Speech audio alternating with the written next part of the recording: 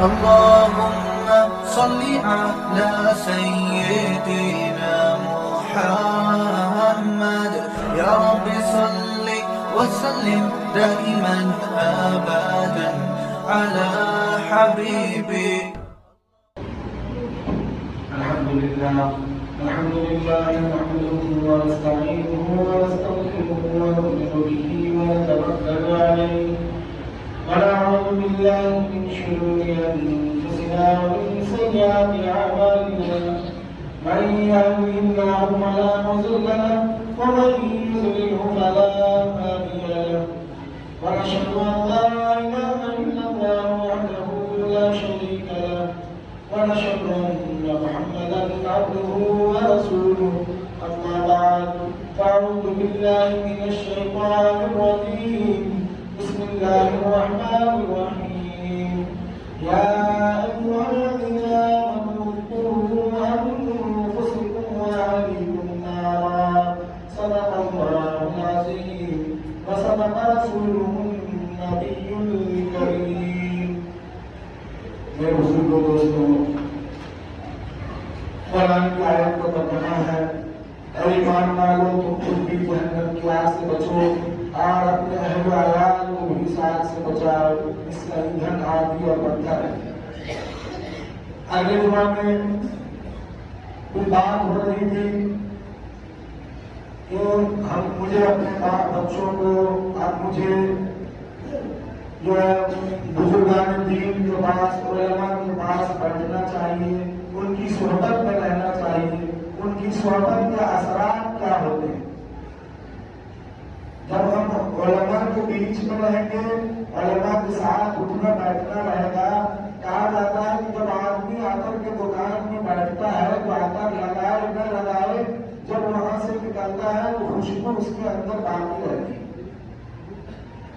اسی طریقے سے جب کوئلے کی دکان میں بیٹھتا ہے تو کوئلہ بیچے نہ بیچے، لیکن اگر اس دکان میں کافی دیر بیٹھا رہا، جب وہ نکلتا ہے تو اس کوئلے کا کالا پن جو ہے یا اس کے کپڑے پر محسوس ہوتا ہے یا اس کے چہرے پر محسوس ہوتا ہے. اس لیے بزرگان دین کا بیان کیا کہ طریقہ بھی ہے کہ آپ دین سیکھنے کے لیے اور دین سیکھنے کے بعد بھی آپ اپنے دین کو طاقت دینے کے لیے آپ علماء کے ساتھ بیٹھا کریں، علماء کی محفل میں بیٹھا کریں، بزرگان دین کے پاس بیٹھا کریں. میں سورۃ البروج کا ایک واقعہ سنا رہا تھا آپ کو کہ بادشاہ تھا جو خدائی دعویٰ کرتا تھا کہ میں خدا ہوں، اور وہ جادوگر، ایک جادوگر کو اس نے رکھا ہوا تھا، وہ اس کو جادو دکھاتا تھا عوام کو، اس کی سلطنت کو وہ جادو دکھا کر اور اپنا معتقد بنایا ہوا تھا. یعنی سب اس سے اس بات سے محبت کرتے تھے کہ بادشاہ جو ہے خدا ہے. جب بوڑھا ہو گیا جادوگر تو اس جادوگر نے کہا کہ تم ایک نوجوان کو بلائے جس کو میں یہ جادو سکھا سکوں، جو میرے جانے کے بعد بھی آپ کے سلطنت کو قائم اور دائم رکھے، تاکہ وہ جادو دکھاتا رہے اور آپ کی سلطنت قائم رہے. تو بادشاہ نے ایک نوجوان کا انتخاب کیا. وہ نوجوان جادوگر کے پاس جب سیکھنے کے لیے جادو جاتا تو راستے میں ایک راہب کا گھر تھا، عیسائی بزرگ کا گھر تھا. اس گھر میں بیٹھ جا، وہاں جب سنتا تو وہ دین کی باتیں کرتے رہتے، ہر وقت دین کی بات، اللہ کی بات، رسول کی بات کرتے رہتے، تو وہ وہاں بیٹھ جاتا، دین کی بات سننے لگتا.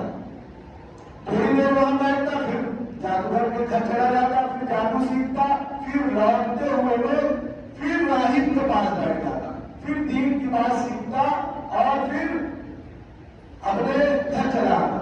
تو 2 مرتبہ دین کی محفل میں بیٹھتا اور 1 مرتبہ جادوگر کے پاس بیٹھتا. جب ایک دن راستے میں وہ پھنس گیا، سارے لوگ پھنسے ہوئے تھے، ایک اژدہا صاحب تھا جو راستہ گھیرا ہوا تھا سب کا، تو سارے کے سارے لوگ پھنسے ہوئے تھے، اس میں یہ بھی لڑکا پھنسا ہوا تھا. تو اس نے اللہ سے دعا کی، ایک پتھر لیا اور اللہ سے دعا کی، یا اللہ اس پتھر سے تو اژدہا مر نہیں سکتا، بھاگ نہیں سکتا، چھوٹا سا پتھر ہے، اژدہا بہت بڑا ہوتا ہے جو آدمی کو پورا نگل جاتا.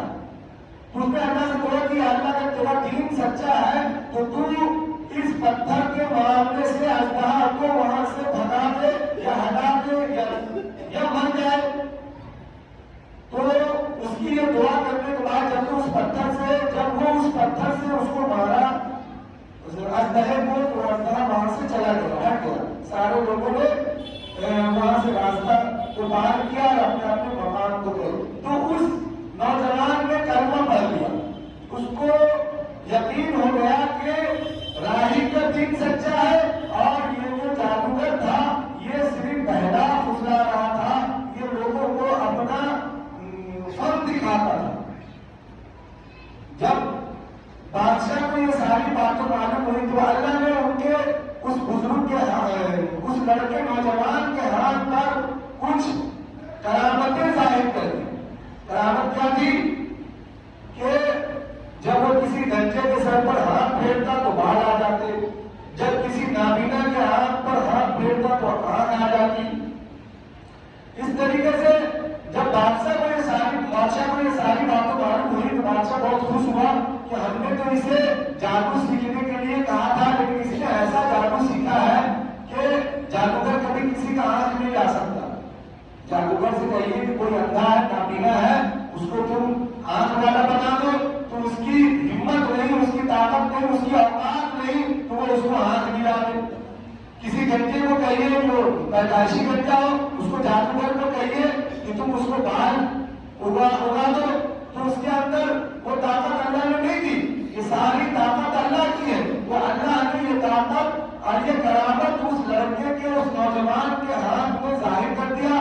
جب بادشاہ کو یہ ساری باتیں معلوم ہوئی تو بادشاہ بہت خوش ہوا کہ یہ تو اپنے استاد سے آگے نکل گیا. جہاں تک میں نے آپ کو اگلے جمعہ میں بتایا تھا تو بادشاہ نے اسے بلوایا کہ تم تو بہت اچھا، تم اپنے استاد سے بھی آگے نکل گئے اور تم جادو کا بہت اچھا فن دکھاتے ہو. تو اس لڑکے نے کہا کہ میں جادو نہیں کرتا اور میں یہ سب کرتا ہی نہیں ہوں، یہ تو سب کچھ اللہ کرتے ہیں. میں تو ہاتھ پھیرتا ہوں بال اللہ اگاتے ہیں، میں تو ہاتھ پھیرتا ہوں روشنی اللہ کی طرف سے آتی ہے. جب انسان اللہ کو ماننے اور چاہنے والا ہوتا ہے تو ساری چیزیں اللہ کے ساتھ جوڑ دیتا ہے. جب انسان کا اندر ایمان نہیں ہوتا تو وہ کہتا ہے یہ ساری چیزیں میں نے کی ہے. جب ایمان ہوتا ہے تو کہتا ہے یہ میں نے نہیں کی، یہ تو اللہ کر رہے ہیں. ظاہر میں سب کچھ اللہ ہی کرتے ہیں. انسان کی اوقات نہیں کہ انسان کچھ کر دے. میں نے کئی بار کہا کہ انسان کی ایسی اوقات نہیں کہ وہ ایک مچھر کو پیدا کر دے یا مچھر کو جو ہے اڑا دے یا کسی کام پہ وہ کسی چیز کو لگا دے، ایک چوٹی کو بنا دے. یہ انسان کی اوقات ہی نہیں، کسی چیز کے کوئی چیز کرنے کی اوقات نہیں. جو بھی کرتے ہیں وہ سب اللہ کرتے ہیں. بادشاہ نے جب دیکھا کہ یہ تو ایسی باتیں کرتا ہے کہ اللہ کی رسول کی باتیں کرتا ہے تو اس سے پوچھنے لگا کہ تم کو یہ باتیں کون سکھاتا ہے. تو اس راہب نے اس کو منع کیا تھا کہ جب تم سے بادشاہ پوچھے تو تم مت بتانا کہ میں نے یہ ساری باتیں تم کو سکھائی. تو اتنا زد و کوب کیا گیا اس نوجوان کو، اتنا زد و کوب، اتنی اذیت دی گئی اس کو، اتنا پریشان کیا گیا کہ وہ مجبور ہو گیا بتانے پر کہ ایک راہب ہے جس نے مجھے اللہ اور اللہ کے رسول کی دعوت دی ہے اور ان کا دین سکھایا ہے اور میں اللہ اور اللہ کے رسول کے دین پر چلنے لگا. جب بادشاہ کو معلوم ہوا بادشاہ نے اس کو بلایا اور اس کا قتل کر دیا. بادشاہ نے اسے بزرگ کو بلا کر اس کا قتل کر دیا. دین اتنی آسانی سے ہم تک نہیں آیا. جو چیزیں وراثت میں ملی ہوتی ہے اس کا قدر مجھے نہیں ہوتا. یہ دین مجھے وراثت میں ملا. کسی کو مال وراثت میں مل جائے جس میں کھٹائی نہیں، جو آدمی 100-200 سے بناتا ہے اس کو اپنے مال کی قدر ہوتی ہے، وہ حساب سے خرچ کرتا ہے. لیکن جس کو وراثت میں کوئی چیز ملا ہوا ہوتا ہے وہ اس کے خرچ کرنے کا، اس کی اہمیت کو نہیں سمجھتا. تو دین جو ہے مجھے وراثت میں ملا ہے. دین کے پیچھے بہت بڑی بڑی قربانیاں ہیں، بہت بڑی بڑی جانیں گئی ہیں. उस राहिब को बुला कर बादशाह ने कत्ल कर दिया और अपने कुछ दरबारियों से कहा कि इसे ले जाओ और पहाड़ के ऊपर खड़ा करो और इसे डराओ, अगर ये न माने तो इसे ढकेल दो, यानी इसके जान को खत्म कर दो, इसे भी मार दो। जब उसके दरबारी लेकर गए उसको पहाड़ के ऊपर, तो पहाड़ पे कुछ ऐसा मामला हुआ कि पहाड़ जो है कांपने लगा, जलजला से पूरा पहाड़ फट गया। वो जितने लोग थे वो सब के सब मारे गए, वो सब के सब मारे गए और उस नौजवान को अल्लाह ने बचा लिया। अब उस नौजवान का चर्चा पूरे इलाके में होने लगा। एक नौजवान ऐसा है जिसे बादशाह मारना चाहता है, उसे मार नहीं पाता। अब लोग ईमान लाने लगे, अब लोग अल्लाह पर ईमान लाने लगे कि अल्लाह और अल्लाह का रसूल सच्चा है, उस पर ईमान लाने लगे। ईमान वालों की तादादें बढ़ने लगी। फिर बादशाह को मालूम हुआ, बादशाह ने कहा कि इसे समंदर के बीच में ले जाओ और इसे किश्ती से गिरा देना, इसे दर्द कर देना, इसका जान ले लेना। जब वहां लेकर गए, वहां भी कुछ मामला ऐसा हुआ कि किश्ती उलट गई, अल्लाह ने इस नौजवान को बचा लिया और सारे लोग जो उसको लेकर गए थे मारने के लिए वो सब गर्क हो गए। बादशाह बहुत परेशान हुआ। अब लोग ईमान लेके आ रहे, बादशाह के जो मोतकिद थे वो लोग बादशाह से नफरत कर रहे, अल्लाह पर ईमान ला रहे। बादशाह बहुत परेशान है।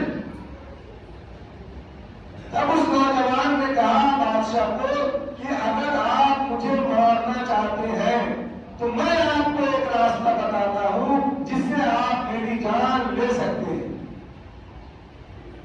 नौजवान ने बादशाह से कहा कि आप अगर वाकई मुझे मारना चाहते हैं तो मैं आपको एक रास्ता बताता हूं जिससे आप मेरी जान ले सकते हैं। वो रास्ता क्या है? कहा कि आप एक मैदान में सारे लोगों को जमा करें और एक तीर और कमान जो जिस चीज से आप मुझे मारना चाहते हैं उस पर अल्लाह का नाम लेकर आप उस पर चढ़ाए, मैं मर जाऊं। ये ऐसा क्यों किया उन्होंने? उस नौजवान ने ऐसा क्यों किया? वो तो ऐसा भी कर सकते थे कि बंद कमरों में कहते कि आप मुझे अल्लाह का नाम लेकर मार दो।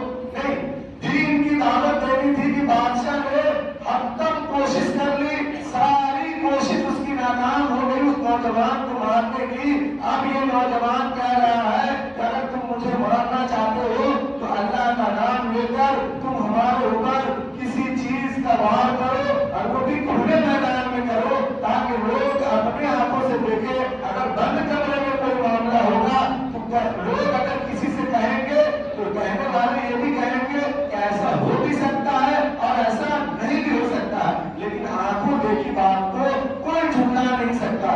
उस नौजवान का मकसद था कि अल्लाह के नाम को लोग समझने लगे और लोग जानने लगे ताकि उन लोगों को समझ में आ जाए कि बादशाह ने सारी कोशिशें कर ली और ये मुझे मार नहीं पाया, इस नौजवान को मार नहीं पाया। लेकिन जब अल्लाह का नाम इसने लिया तो इस नौजवान की मौत हो गई या शहादत हो गई। तो उस बादशाह ने ऐसे ही किया और बादशाह ने जब तीर चलाया तो सारे लोग उस मजमा में जितने लोग खड़े थे उस मैदान में सारे लोग ईमान ले आए, सब के सब मुसलमान हो गए। बादशाह बहुत हैरान और परेशान हुआ कि आखिर ये क्या हुआ। बादशाह ने गुस्से में आकर सारे लोगों को कहा, अपने सारे दरबारियों को कहा कि तुम खंदक खोदो, जगह जगह उसने खंदक खुदवा दिया और कहा कि उसमें आग जलाओ और सब लोगों को उसमें डालो, सबको उसमें जितने भी बच्चे हैं बूढ़े हैं सबको उसमें डाल दो, समाज को खत्म कर दो। तो कामयाब सब लोगों का अगर मार दिया तो कामयाब फिर भी कौन हुआ? वही नौजवान कामयाब हुआ जिसने अल्लाह और अल्लाह के रसूल की दावत दी थी। एक बहुत इमाम हुसैन रज़ी अल्लाह ताला के बारे में जानते हैं कि जब वो कूफा गए तो सारे लोगों को शहीद कर दिया गया, लेकिन शहीद करने के बाद क्या सिमर कामयाब था? जिसने शहीद किया क्या वो कामयाब था? या आज तक इमाम हुसैन रज़ी अल्लाह ताला कामयाब है? या हम जानते कामयाब इमाम हुसैन